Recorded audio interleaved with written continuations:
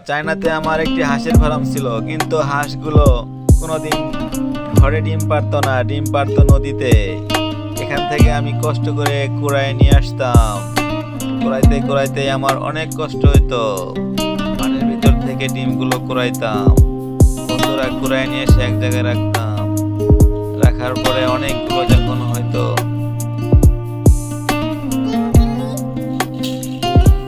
আমার হাঁসের ফার্মটি অনেক বড় বন্ধুরা। এই হাঁসের ডিমগুলো নিয়ে এসে একটি গাড়িতে খাঁচির ভিতর রাখতাম সাজিয়ে।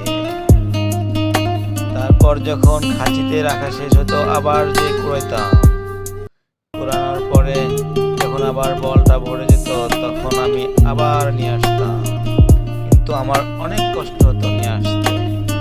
তারপরে যখন আমার এই গাড়িটি ভরে যায় ডিম দিয়ে, দেখো আমার অনেকগুলো ডিম হয়ে গেছে। এখন আমি এই ডিমগুলো নিয়ে বাজারে যাব। বাজারে নিয়ে এসে যখন আমি বাজারে রাখলাম তখন চতুর্দিক থেকে আমার অনেকগুলো কাস্টমার আসলো। এসে সবাই ডিম যার যার মনে শেষে বেছে বেছে নিল আর আমাকে টাকা দিয়ে চলে গেল। আমি এখন অনেক খুশি, আমি অনেক টাকা পেয়েছি বন্ধুরা। বন্ধুরা দেখো আমার অল্প সময়ের মধ্যে সবগুলো ডিম বিক্রি শেষ। তোমাদেরকে যদি এই ভিডিওটি ভালো লাগে থাকে তাহলে তোমরা আমাকে সাবস্ক্রাইব করে রাখো বন্ধুরা, আর লাইক কমেন্ট শেয়ার করে রাখবে, যাতে এই সমস্ত ভিডিও আমি আরো তৈরি করতে পারি তোমাদেরকে ভালো লাগানোর জন্য।